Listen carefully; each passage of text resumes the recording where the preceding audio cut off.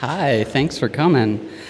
So, as the title suggests, I'm going to tell you about one weird trick that we can use to fix our schools. It's sort of the pedagogical equivalent of the sea salt. Everybody's heard about, like, you mix sea salt and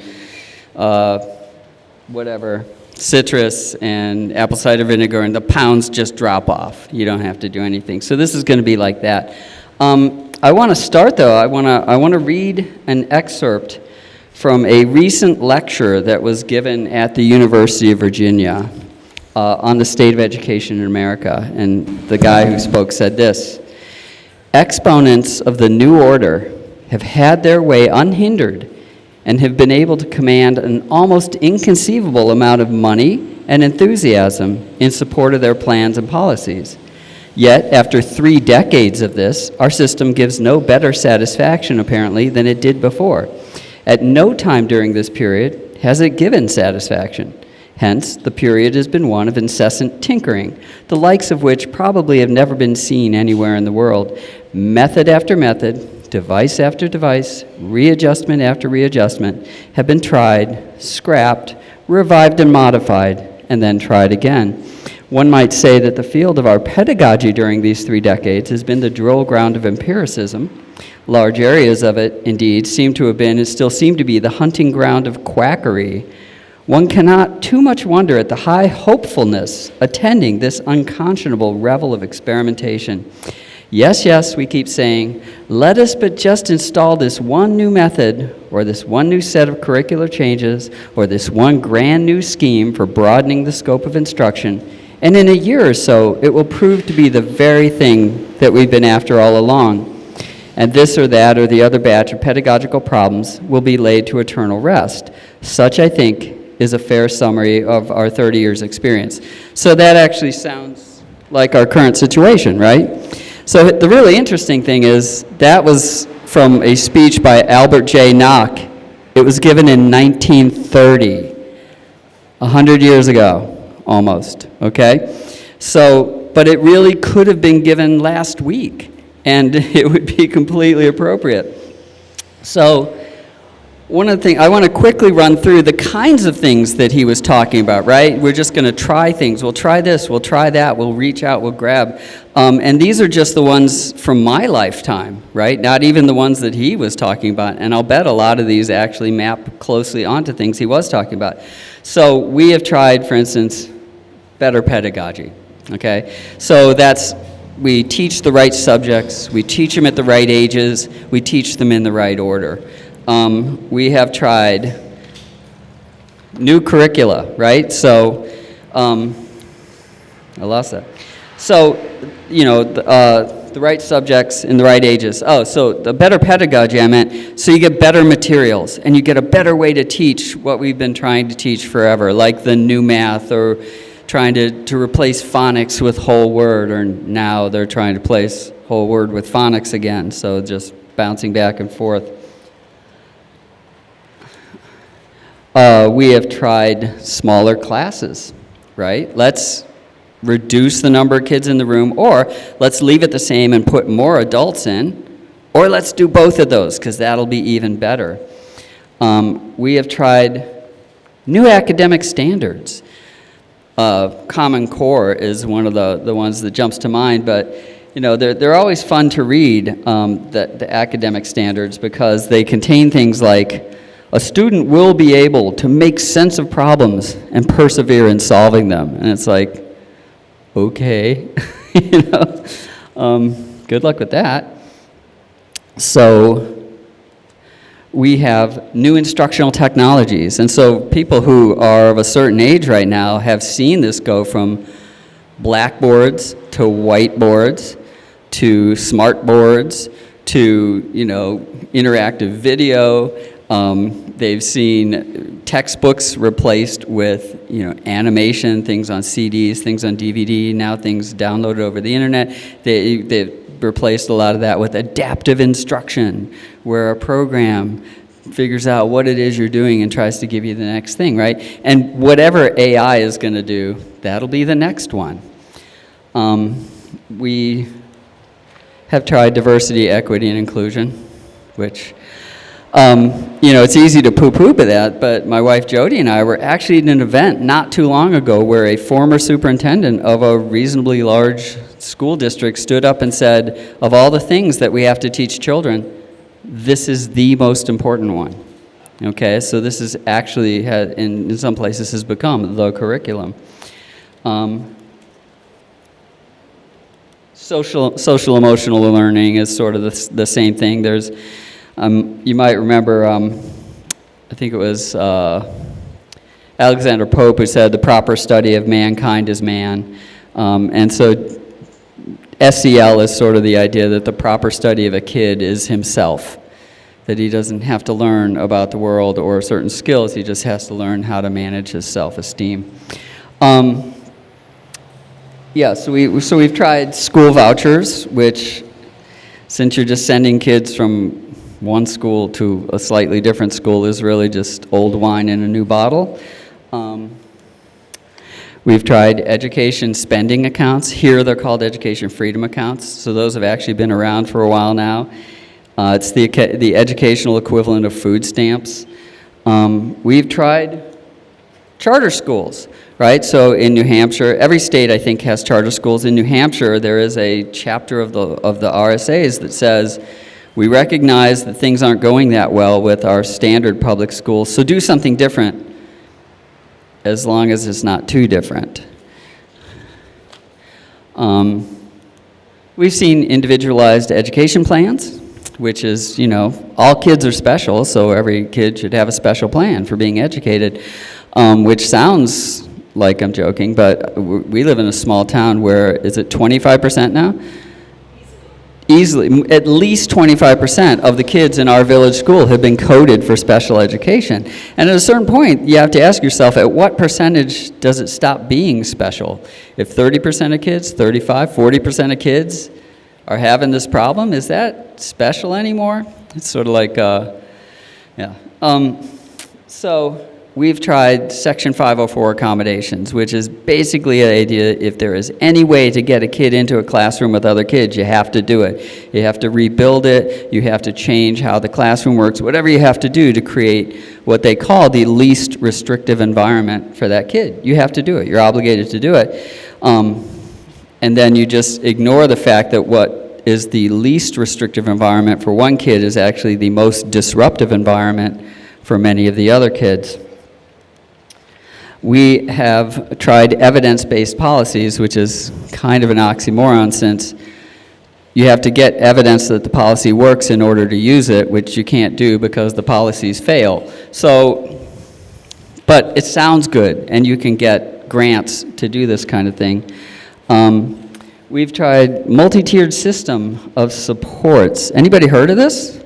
You have any idea what it is? You've heard of it, right? So it's like, okay, what is this? Well, here's what it is. It's a framework for educators to engage in data-based decision-making related to program improvement, high-quality instruction and intervention, and student engagement to ensure positive outcomes for districts, schools, teachers, and students.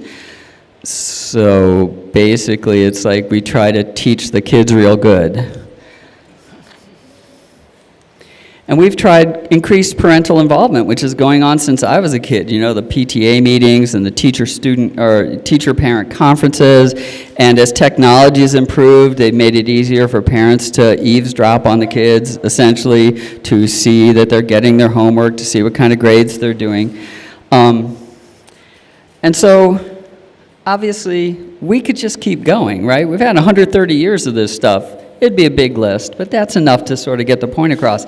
And so the interesting thing is, as Knock noted in his address, there's never any shortage of new things to try or old things to rename and try again, right? And there's no shortage of promises, as he put it, that some batch of pedagogical problems will be laid to eternal rest. We just, this time it will be different, really, promise. And there is no shortage of failures. So Winston Churchill said something interesting. I made a copy of this and hung it in a friend's barn. that success is going from stumbling from failure to failure without loss of enthusiasm. And the interesting thing is, if we take this as a definition of success, then public education in America is one of the all-time great success stories in humankind, right? You look at all the failures that they've had with no loss of enthusiasm, okay? So this leads us to 3 graphs that I sort of have to put in any talk that I give, because everybody needs to see them. If you've seen me talk before, you've probably seen these, so I beg your pardon. But the first graph is from the Cato Institute. Is there anybody who hasn't seen this? Okay, awesome. So what this is demonstrating, this is put together by Andrew Coulson at Cato using the government's own figures for test scores and spending. And what it shows is that, adjusted for inflation, over the course of several decades, spending per student tripled.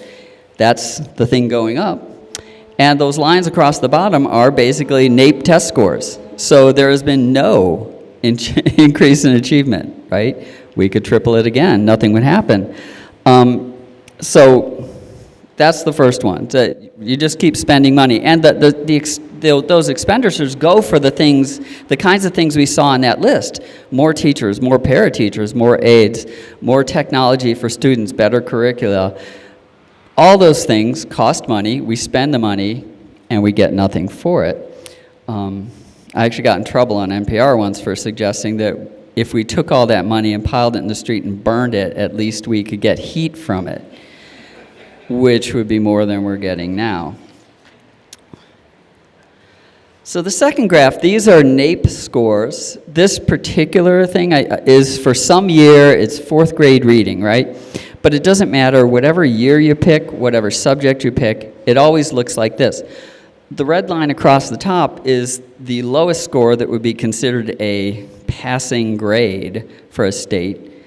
All the states are below that. No states are ever succeeding. And when you look at it on the whole, they normally will show this. They'll spread out they'll condense the y-axis so that it looks like there's a lot of variation. But when you look at it here, you see there's really no statistical variation at all. All the states. So some of the states will pay $7,000. These numbers are a little old, so it's probably, instead of being from 7 to 25,000, it's probably now from like 12 to 30. But the point is, you can spend a little, you can spend a lot. It really doesn't matter. There is no, so you'll hear states talk about how we're doing the best. We're one of the best states for education according to this test. And really, there is no best. There's not even good. There's only less bad. So the third graph, which is one of my favorites, shows a remarkable thing that's happened here in New Hampshire. Okay? And so on the bottom, what you see is spending for each district per student before the Claremont cases in 1998. And on the top, you see spending 20 years later. Now, the interesting thing is, these have been corrected for inflation. So that is not an artifact of the fact that it's 20 years later. These are directly comparable. And what we see is, with one exception, which is Waterville Valley, which really doesn't, it's just an outlier. If you ignore that, every district now is spending more than any district was before, even the rich districts. So every district in New Hampshire is now spending as if it's a rich district, regardless of what taxes they're paying or how much their property is worth. They're spending the money just like the rich people were before. And again, no change in student achievement in any of these places. So the reason I love these graphs is I think if you look at them and you really understand what they're telling you, there's really only one conclusion that you can draw from this, which is it really doesn't matter how much money we spend. What matters, as I'll be talking about, is how we spend it. And I don't mean on what we spend it. I mean the manner in which we spend it. So there's a fourth graph, which was recently put together by Drew Klein at the Josiah Bartlett Center, actually due to prompting from Jody, who got tired of seeing everything's in terms of per student cost. And it's like, well, there's fewer students, and so what's really going on? And this is what's really going on. So over the course of this century so far, in New Hampshire, enrollment in schools has gone down by 26%. And total spending, adjusted for inflation, has gone up by 45%. The per-student spending has actually gone up by close to 100% because now you have more money on less students, so necessarily the rate is higher, right? And I include this for people because I run into people all the time who they've been seduced by this idea that if we can use EFAs to pull kids out of school, we'll reduce spending, and history disagrees with you. So this is all pretty depressing. So it's almost like we're yo-yo dieters as a society on this subject, right? We just keep trying this diet and that diet, and sometimes you lose a few pounds, but then you gain it all back, and you usually gain more, and you're less happy than you were before. And so the question is, what's to be done? And this is where the weird trick comes in, sort of the equivalent of sea salt and apple cider vinegar. But understanding the trick begins with noticing something, which is if you look at the stuff that you've got, you look at your clothing, you look at your watch, the gun you're carrying, because you are carrying guns, right? The holster it's in, you look at your car, your stereo, your microwave. For the most part, there are exceptions, but for the most part, those things get better and cheaper every year. Either they sell it to you for less, or they make it better and sell it to you for the same amount, right? So you look at your computer now versus 10 years ago. My computer costs about half as much and does about 10 times as much. So this is something that if you start looking around, you will see this everywhere. It's just a pattern in society. And that's in stark contrast to schools, which started with low quality as long as any of us has been alive. And every year they get a little worse and they get a lot more expensive, right? They don't get worse, as we saw but from the Cato chart, they don't necessarily get worse in terms of student achievement. I mean, it's apparently since 1970, about 40% of kids can read at proficiency and about 50% of kids can do math at proficiency, and that's just been true. There were no golden ages, there were no good old days. It's sucked, and it's sucked by the same amount for as long as anybody can remember. But the question is, what makes school so different? Why is it that we see this for school and we see that for everything else? And so one of my favorite quotations ever is from this guy, Charles Kettering, who said, "A problem well stated is a problem half solved." If you ask your questions in the right way, the question itself will suggest the answer to you, or may actually rule out a bunch of non-answers, okay?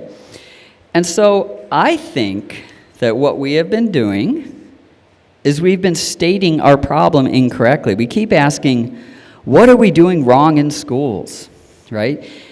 And this suggests that there's some kind of pedagogical or psychological causality, some issue that we don't understand yet. And if that's the case, if there's this issue we don't understand and we have to fix, then that means we're going to have to require a lot of research, which will be done by very expensive experts.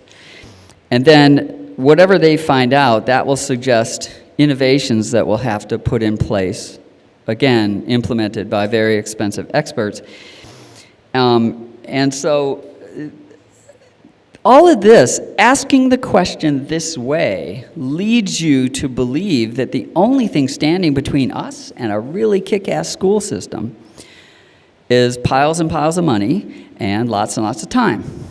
If we spend enough and we spend enough time, we'll get there. I think that we should be stating the problem differently. Instead of asking, what are we doing wrong in schools, we should be asking, what are we doing right everywhere else?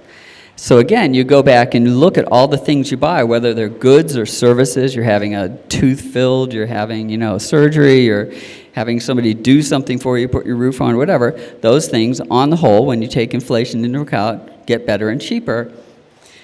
Why?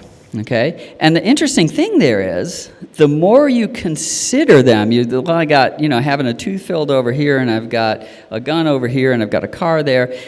the bigger that group of things gets, the less there is that they all have in common, right? Okay, that's if you look at the thing, but I'm suggesting that instead we don't look at the thing, we look at how we pay for the thing.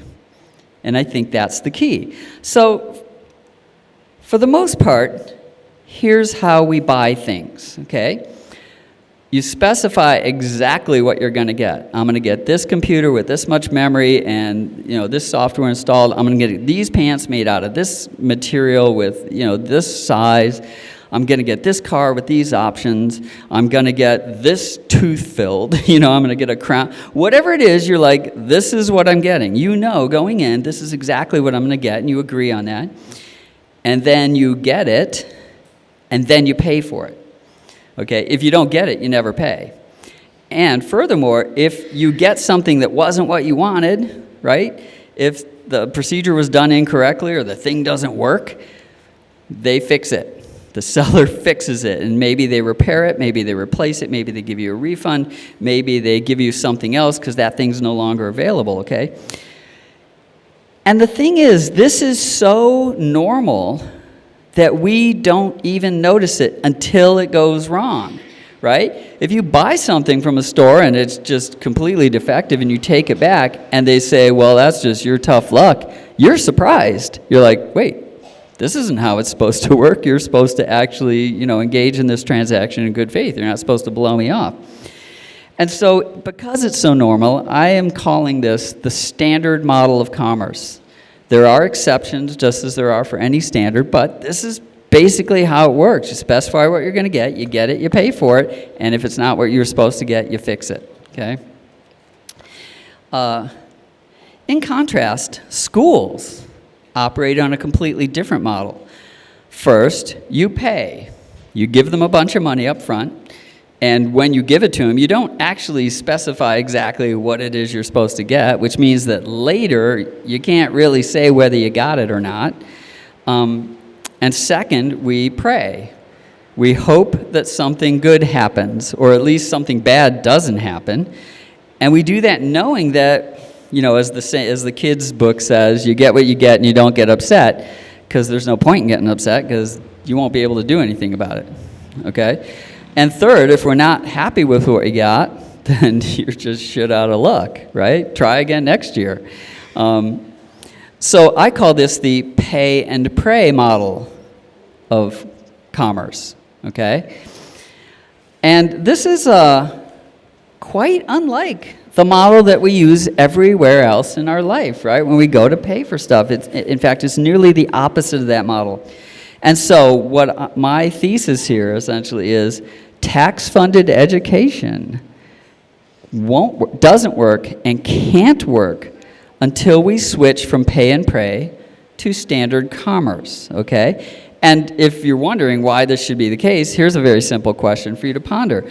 Why would you expect schools to do better if every year, in every way, we make it clear that they don't have to?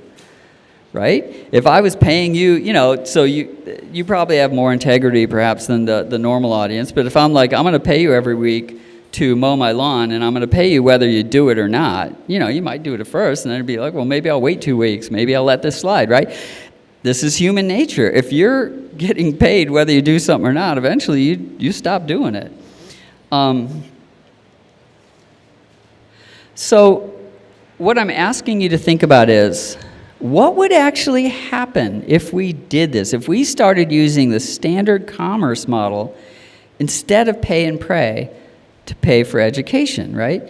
So before we answer that, I want you to think about an old saying that I think everybody has heard. Has anybody not heard the expression, you get what you pay for? Okay, everybody's heard that. So normally when you hear that expression, you think it's about being cheap. If I go to Walmart and get the cheap version, it won't be as good. But that's I think, the less interesting meaning of it. The more interesting meaning of it becomes clearer when you rephrase that negatively. If you get what you pay for, then you don't get what you don't pay for, okay? So in particular, if we pay schools for seat time, we'll get seat time. If we pay them for daycare, we'll get daycare. If we pay them for teacher certification and professional development, we'll get those things. If we want to pay extra for local control, we'll get that. If we want to pay for instruction, we'll get that. But we won't get, if we don't pay for learning, we will not get learning, which is exactly the situation that we're in. We pay for all these other things, but we don't actually ever say, okay, have some learning occur and then we'll pay for that. So in a nutshell, here's the one weird trick. This is the Himalayan salt version of what we do about schools. We use taxes to pay for measurable learning using the standard commerce model, meaning we pay for the learning after it occurs, right? And if it doesn't occur, we get our money back, or they keep working for free until it does occur, right? And all this is saying, this is not rocket science, this is not, a revolution in thought. All this is saying is we have this model that works all around us all the time so well that we don't notice it. What if we just said, hey, let's do that for education too, okay? So there's a book about this, and that goes into more depth about the kinds of changes we should expect to see cascade. If you actually go to schools and say, here's the deal, you don't get money unless the kids actually become literate and numerate, and we're going to measure that and pay you for how much it happens. All kinds of other things will happen, and it goes into it. But to summarize, basically a school that gets paid for learning after it occurs would have to operate completely differently from a school that gets paid for attendance, good intentions, and instruction. It would have to change, as they say. So everybody always asks, is this even possible? Can you even do this? And so it turns out we actually have a couple of examples right here in New Hampshire. So the first one is VLAX. Has anybody heard of this? So this is the Virtual Learning Academy Charter School. It's an online school, and so you can sign up. Some kids actually do it as a full thing as a charter school, but a lot of students do it as a part-time thing. You sign up for particular courses, and the way it works is startling in its simplicity. It actually implements the standard commerce model. The kid goes into it knowing exactly what he's going to learn. Not, I'm going to take algebra for 9 weeks, but you will be able to do these kinds of things, make these kinds of graphs, solve these kinds of equations. At the end of this is what you'll be able to do, and we'll know that you can do those things because you're going to pass the test. So then he learns it, and then the school gets paid. So if the kid quits, school doesn't get paid. Kid never finishes, school doesn't get paid. Kid can't pass the test, school doesn't get paid. The school only gets paid if the kid demonstrates that he learned what he was supposed to learn, okay? So for this to work, of course, one of the things, what am I going to wait till the end of the year to get paid? And it's like, no, what they do is they take lots of tests going along, so they verify that there's incremental learning. Okay, now he can do this with variables. Now he can do this kind of equation. Now he can do this. Every time he passes a test, he's demonstrated some learning. The school gets a little more money. They don't just wait till the end in the final exam and say, oh, here's your payment. So the point of this is not that it's a perfect model or it's exactly what you should do, but the state government already understands in principle how this works. They can't say, oh my God, that's not a thing we can do, because it's a thing they do, okay? So their deniability is very, it's difficult to sustain. So the second example that we have, I'll give you a moment to read that. So this is how adequacy funding works. Does anybody here understand how adequacy payments work? Okay. Yeah, I believe you and I believe you. If anybody else put their hand up, I was going to say, are you sure? Because almost nobody understands it. So anyways, but we have this system, and forgetting all the details that nobody understands, the basic idea is this. At the end of a school year, the district, the school, counts up the number of times there was a butt in a seat, and they give that number to the state, and the state then tells them the next year, okay, because you had that many students, you get this much money this year. okay? So they are effectively paying for something that happened in the past, not for something they expect to happen in the future, right? And so what's going on here is the state is actually sort of doing the right thing, but they're paying for the wrong thing. They're paying for attendance rather than learning, right? But again, what it demonstrates is that, so this is the standard commerce model. The state knows what it's going to get. It's going to get butts and seats. It's going to get a certain number of butts and seats, and it knows the price of each butt. It gets those butts in those seats, and then it pays for them, okay? That is the standard commerce model. The only thing wrong with it is, the obvious question is, why are we paying for attendance instead of for learning, right? We could have the same model, but again, it demonstrates that the state understands this principle. Something happens, and then you pay for it. You don't just throw money at an institution and hope for the best, right? So the state understands this, and why they're not doing it is sort of an interesting question. So when thinking about all of this, it's really important to differentiate between teaching and learning, because schools do teach. I learned this early in my relationship with my wife, where I was trying to learn Israeli folk dancing and not doing very well at it because it's choreography, which I'm not good at. But we would have these little micro conversations every once in a while where I'd be messing something up. She'd be like, "You learned this 2 weeks ago," and I'd have to very gently remind her, "I was taught this 2 weeks ago, but I did not learn it."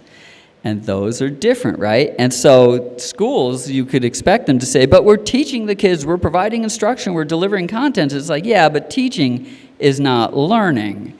We want to pay for learning, not for teaching, right? I think Jefferson at one point said, I'd rather have a country with no newspapers and no government than a government and no newspapers. And so you could twist that a little and say, I'd rather have a school that has learning but no teaching than one that has teaching but no learning, right? Which is sort of, when you look at things like AI tutoring and the internet and the fact that you can learn whatever you want, that if we're smart, that's where we're going. So I'm saying, contrast this with the other model, right? So just imagine that if instead of being paid for student attendance, schools were paid for student learning, right? Instead of verifying that the student's present, you have to verify that he actually made progress. Yes, he learned something. And so what other kind of changes would follow from that, right? And I want to make the point, I'm not saying we have to change our understanding of pedagogy. We don't have to change our understanding of psychology. We don't have to change our understanding of privilege or any of those things. I'm just saying we want to bring schools into line with the standard commerce model that's used to everybody else, which is to say we want to bring the horse named school back into the barn with all the other horses. Oops. Horse. Yeah. Yes, the cart before the horse, right? So it's interesting. I mean, one of the major changes is under this model, suddenly for a school to get paid at all, they'd have to take a really hard look at a lot of the things they do now. And they do those things because that's what they did last year. So everybody knows. So this guy, there's a joke I love. I normally put it in. This guy walks into his kitchen, and he sees his wife cut the end off of the roast and throw it away. And he says, "Honey, why'd you throw away the end of the roast?" And she goes, "Well, that's just how you cook a roast. That's what my mom always did." So they call up her mom, and they're like, "Mom, why'd you guys cut the end off the roast?" And she's like, "That's just how you cook a roast. That's what my mom did." So they call up Grandma and say, "Grandma, why'd you cut the end off the roast?" And she's like, "Because my roaster was too small." Okay? So this is how schools work. It's like, well, this is what we did last year, so I guess this is what we'll do this year, and it's what we'll do next year, right? So these include things like mandating attendance, right? So you're going to put a kid in a place where he doesn't want to be, and then, he's predictably going to act up, right? Because they're really, generally speaking, two places in society that you can't leave even if you want to and even if you should, those being prison and school, right? And you get the same, you see a lot of the same kind of behavior in both situations. And I'm pretty sure if you put rats in those situations, you get the same behavior from rats. Grouping kids into cohorts by age. Well, you guys are the same age, so you should be in the same class, and you should be learning the same thing at the same time, right? And so I like to point out to people, we have a word for the idea that what you should be doing today depends on when you were born. Anybody know what that word is? Astrology. Okay? Yeah, see, you laugh, and if you saw it in the newspaper, if you picked up your newspaper and it said, oh, you're Scorpio, today you should learn about the Pythagorean theorem, you'd be like, what? But when the education experts say that about your kid, you're like, I guess they know what they're doing, right?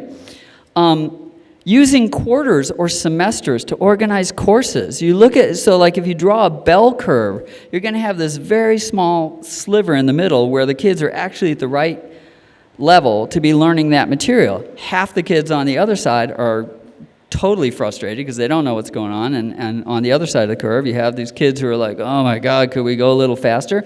So you're moving at the wrong pace for almost everybody, and you do that for weeks and months instead of, like, let's say we had courses that are a week long or 2 weeks long, right?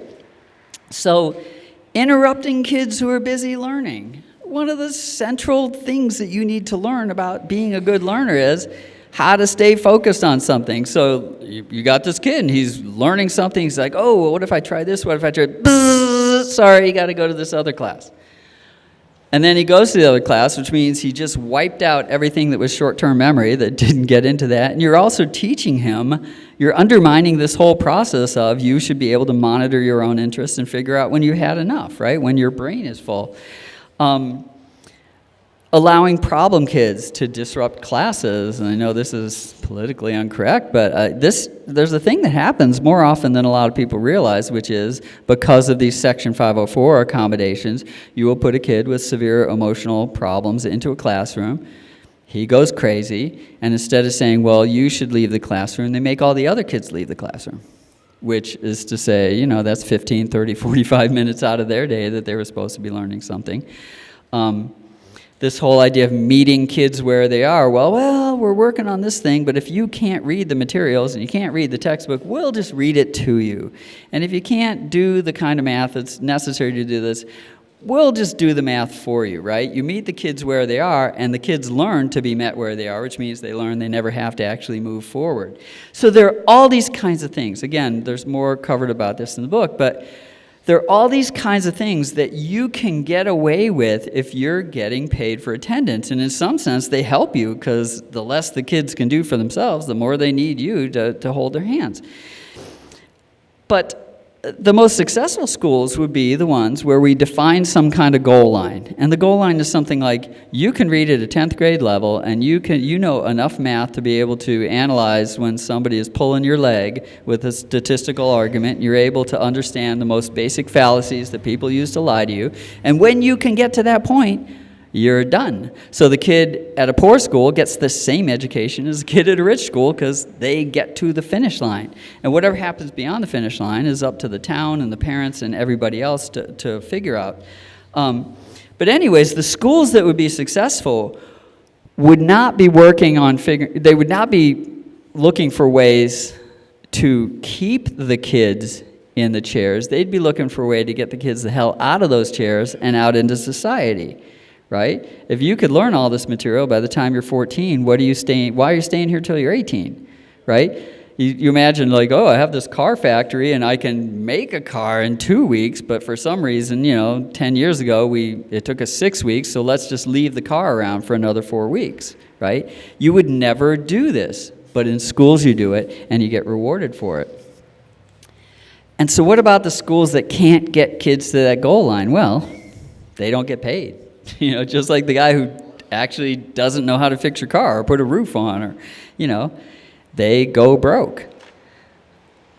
So my goal here really, I'm not here to say I have a detailed vision for how this should work, what subjects should be learned, how that should be measured, how the payment should be escrowed and made, right?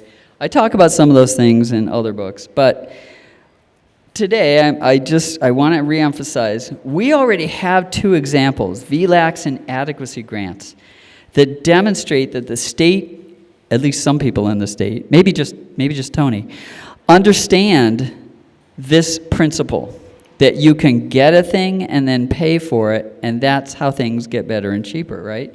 We have a friend named Kevin Tyson who's written a brilliant article on, there's this very, very old technology called letters of credit that you use. It's a kind of escrow. So if the people who are supposed to get paid for something don't trust that you'll have the money, they get a letter of credit promising that if they do what they're supposed to do, they'll get paid, and you, as the person trying to get the thing, have to, put up the money, and you can't get it back if they do their job. So he's suggesting that we create an instrument called a letter of education, where taxpayers would put this money into escrow, and if the schools actually do what they're supposed to do, if the kids are learning, then they get paid, and if they don't get paid. So there are lots of ways to do this. What I'm trying to do is to get the conversation started and moving in the right direction, which is away from anything that is based on pay and pray, right? And just to make sure that I'm clear on this, say whatever anybody believes about EFAs, they are a pay and pray model. You give the money to the parents and you hope for the best. And if you don't get it, tough. Okay, now regardless of whether the kids are happier or there's anything going on that's good, it is a pay and pray model. And so my prediction is we will get the same results from that we get from public schools. So in the book, I use this, there's an extended analogy about Zen masters, right? So you're a Zen master and you have a student, and part of the teaching process is you give them what are called koans. The famous one everybody's probably heard is, what is the sound of one hand clapping, right? And so the student goes away and he thinks about it and he comes back with answers like silence, half a clap, they get more sophisticated, 7 pounds of hemp, a cat's soul, whatever. And it's the teacher's job to realize when the student has got it. And the point isn't to get the right answer. The point is to be able to recognize when the student has made a certain kind of progress, and that progress is to let go of the limitations that he and society have imposed on himself, to literally get him to think outside his brain, right? And to stop seeing logic as the only way, and to really let himself go, okay? And I actually believe that for many people in this society, this idea that you would pay for learning directly, right? The way we pay for everything else is as strange as the sound of one hand clapping. And that at first they can be expected to say, well, that doesn't make any sense. That can't happen. This will never work. And so my goal with the book, with this talk, in the conversations I have, is to get parents and taxpayers and ultimately legislators to get to the point where, like the Zen master, when somebody comes to them and goes, oh, I have this great idea for how to fix schools, you look at it and go, oh, that's pay and pray. Try again. So this starts with you guys. So thank you. Questions? Yeah.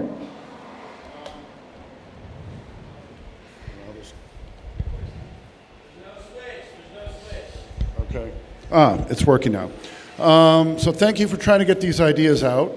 For other people that don't know me, my wife and I were state reps for 6 years. She was on education committee for 6 years, and she tried to get a bill through to do exactly this. And I'm not going to go into the horrible story of how it failed, but the philosophy on the other side is the money one. They said, but you're doing it all backwards because the schools that are failing, you're going to take money away from them. You need to give them more money. And we need to get this out there so at least there's some hope of convincing them that that's not the answer. Right, and so one of the ways to do that is to always bring it back to analogies. Imagine you went into Home Depot and they said, give us $500. And you're like, okay. And they're like, we'll just give you whatever we feel like. And, well, if you didn't get what you want, give us another $500 and maybe eventually you'll get what you want, right? It's insane. So there's I actually got a chance to be in a phone conversation with Kelly Ayotte before she was governor, and I tried to do this, and all I pointed out to her is said, suppose you and I go to the same grocery store and we buy the same stuff, right? Some milk, some eggs, some salad stuff, and we get up to the counter, and they say, oh, that's $40 for me, and then you step up and they say, oh, but that's $80 for you, and you'd be like, what the hell? And it's like, well, your house is worth twice as much as his, and she's like, that's insane, and I'm like, so that's how property taxes work, right, for schools? And she was just, and that's one of these Zen moments where it's not that she's going to come up with the answer, but you're trying to break her brain a little to go, that it can't make no sense over there, but somehow be okay over here, right? So that's, I think, one of the ways to do this is to get people to think. It's a little like where they talk about entire budgets and go, let's pretend we're a family. Oh, we made $40,000, but we borrowed $60,000. And when it's a family, you can see it and just go, you can't do that. That doesn't work. So I think we're in the same boat. Yes. Thank you for an excellent talk, and I think you achieved your goal. When I thought about it, I said, wow. Has it been tried anywhere? And I can already see all the complaints. Well, they got smart kids. They had this. How are you going to measure it, et cetera, et cetera? But I like your thinking about it. Well, like I said, it's been tried at VLAX. That's actually how they operate, right? Where? The VLAX, this virtual learning academy, that's how they do it. They are able to stay in business doing that, right? So they do get paid. I mean, you can also look at things like if I open a martial arts school, I can't run it away the way that I run a school. I can't tax people. I can't make them pay me whether I'm doing anything or not. And so there is still there's a little bit of upfrontness, but it's not, you usually don't go in and go, oh, I'll give you 5 years worth of thing. And then if I decide after 2 weeks that you suck, I'm out of luck. So it needs to be tried. It has been tried. And the other thing about adequacy money is the mechanism has been tried. It's in place. It's being used. Nobody's complaining about it. It's just we're paying for something dumb instead of what we really want. So mission accomplished. Nice job. Thank you. Hey, so I'm just curious if you have any concerns about gaming the system, right? Like setting standards absurdly low just so then they can easily pass and continue to get money and stuff like that. Like how much thought you've put into any system can be gamed. One of the nice things about the NAEP test, whatever problems it may have, it is longitudinal, it's been around for a long time, but also, how many of you took the Iowa Basics tests in school? Anybody? I mean, that's still around. That was around when I was a kid, right? So there are these very long-term sets of things. And the other thing to remember is, if I'm trying to teach you American history, I don't know, how do I know whether you're learning it or not, right? But if I want to know if you can read at a 7th grade level, if I can't test that accurately, then we should just give up the whole enterprise, right? If I can't figure out whether you can do basic arithmetic up through fractions, then what are we doing? Let's just close the whole thing down and leave it, put it back in the court of the parents. So yeah, I think the more esoteric, the farther away you get from those really basic fundamentals, the easier it is to game. But I think if things like literacy and numeracy can be gamed that badly at that level, then we're just screwed. Yeah. So well, ultimately, parents still have to pay attention and stuff like that. Yeah, So, ultimately, yeah. yes. Okay. Awesome. Thank you. Uh-huh. Thank you. Super interesting. It occurs to me that kind of using the commerce model, there's a very important aspect in which probably a lot of the current schools are going to go out of business. Yeah, just like real businesses. which is going to stimulate innovation as long as new models can enter the industry. Right, in terms of regulation, accreditation, things that prevent people from new ideas from entering the industry. No, you're absolutely right. And what you would hope for, this wouldn't work unless you stop micromanaging the schools, right? You don't go in and say you have to do this. It's basically, look, you're going to get paid when kids progress in reading, when progress in math, progress in science, right?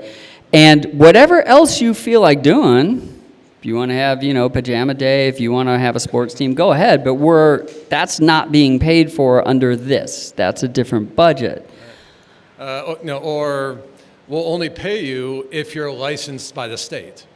Right. So Right? there's We need to open it up. Right. So there's a kind of model that I love, and it doesn't exactly match up with this, but when David Letterman went from NBC to CBS, the normal model for that kind of show would be, well, we'll pay you $6 million, and here's your budget for the show. And what they did with Dave was they said, here's $14 million. You run your show the way you want, and you get to keep what's left. Right? Which actually, he was able to just completely, look for new ways to do things, ways to save money, ways that make things funnier. He wasn't micromanaged, and it was a tremendously successful show. So the vision that I have, and again, I say more about this in the book, is that you're looking at these schools where so here's what never happens. What never happens is, let's say you had a school that could get kids in 12 years to where we think they should go. 8 hours a day, 12 years, whatever. And wow, they're getting to the goal line. Here's what never happens in a school that gets paid up front. Could we do it in 11 years? How about 10? How about if they only go 160 days a year? What if they only go 3 days a week, right? Any factory, any business would be looking to say, I've succeeded. How can I do this better? Okay? And that comes from this idea. And here's the thing, right? So what I didn't mention too much was, let's say you get a kid and he makes double the progress he's expected. You get twice as much money, right? So it actually, the faster you do it and the better you do it, the more money you make. So it is a very entrepreneurial kind of thing. Right, and if as an individual, I think I can teach math and make some kids progress well, I should be paid for that, whether I'm a licensed teacher or not. Right. Well, see, you would get to make a deal with one of these schools and say, I'll come in and I'll teach the kids, and when they learn, you pay me. And if they're like, okay, if he learns this much math, we'll make $1,000, we'll give you $500. They made out, you made out, right? But here's the thing, if you're not licensed, nobody's learning, then they show you the door, because they're not making money on you doing that. You're wasting the kid's time. So this is one of those market things where we don't know, the way the market works is things work themselves out. Yeah, thanks. Uh-huh. I just wanted to ask what you think about grade inflation and how that's affecting people's learning currently. Oh, I mean, grade inflation. I mean, grade inflation is a self-esteem sort of thing, right? And so, but that's the other question was about, how do we keep people from gaming things, and the things I'm talking about are very, very basic things. And it's also, so the thing about grades, if you think about grades, it's a really weird idea, right? So I remember first having this thought where somebody's like, oh, well, this kid got a 70%, so I'm passing him, and it's like, whoa, wait, which 30% of that did he not need to know? Right? So the whole idea of a grade is you go for a certain amount of time, and we go, well, that's how far you got. Don't let the door hit your butt on the way out, right? Which is, you wouldn't run, could you imagine running a factory that way? Well, we weren't able to get the dashboard in, but let's just ship the car, right? And we'll just call it a B-. That doesn't work anywhere except in schools, because that is all set up to get a bunch of money to pay for a certain amount of babysitting. And they get as far as they get in that time, instead of saying they get to the finish line and it takes as long as it takes, right? If you're getting to the finish line, there are no grades. You're not competing with anybody. So in that sense, grade inflation sort of becomes impossible if you're really taking this seriously. Thank you. Uh-huh. Uh-oh. I have a very hard question. First of all, you learned Israeli dancing great. I just want to put that out there. But secondly, you're also really bad at talking about bare minimum books. I am. And so that's my job. So Ian has written 17 books in the last 2 years, actually. Can I turn this around? That's not going to work. I'm going to do this.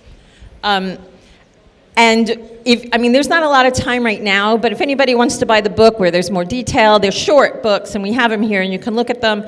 But we're also selling them at the campsite 35 right here in Agora Valley. It's on Silk Road, or like the third aisle over there. I'm not always there, but it's like an honor system. You can just buy books and use Venmo or crypto or whatever right there. So I invite you to do that, and if I'm there, I'll walk you through the books if you like. And if there's time now, we can sell books now if anybody's interested. For this particular one I brought here, this Rethinking Funding and Education is what this book is called. Right. I get so caught up in the ideas, I forget about the commerce part. You what? I forget about the commerce part. That's right. Right. Huh?